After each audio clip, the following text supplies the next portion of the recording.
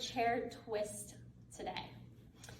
So Jules is gonna find a chair pose, which is bend your knees, booty back. Her hands in chair pose could go overhead or at heart center, but for our purposes today, she is gonna bring them at heart center. So we'll go over chair pose in another video, but her chair pose looks good.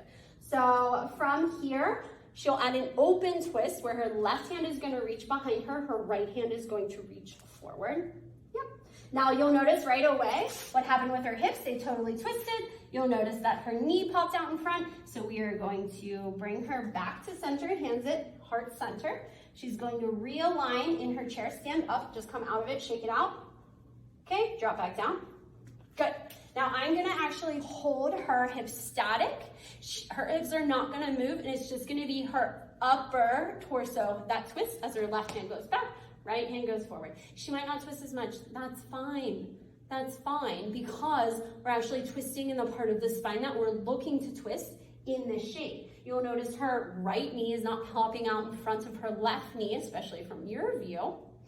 And this is an open chair twist. Some things we want to look for are engagement through the arms, so her fingers are spreading. She's really reaching through every fingertip away from her body. Her shoulders are dropped down away from her ears.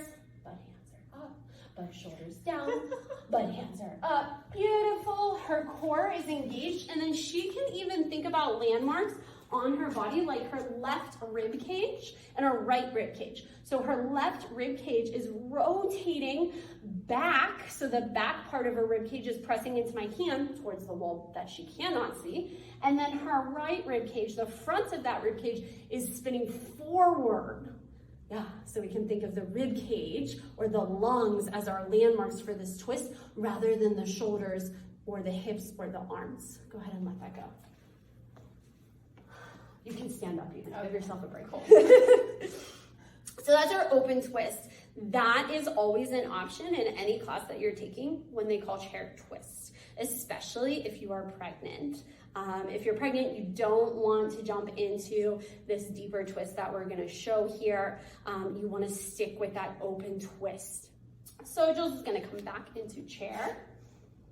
Hands at heart center, beautiful. And Jules, actually move your feet closer together, like legs can even be touching if you want for this one. It becomes a little bit more accessible when we go into this twist with the hooking of the elbow outside the leg if our legs are closer together. So again, her hips are not gonna move. She might have to really bend her knees and really stick the booty back though. Makes it a little bit easier if she sinks lower. Then her right elbow is gonna come down outside of her left thigh. Beautiful. And so right here, great. We can see just a little bit of movement in that right knee coming in front of the left.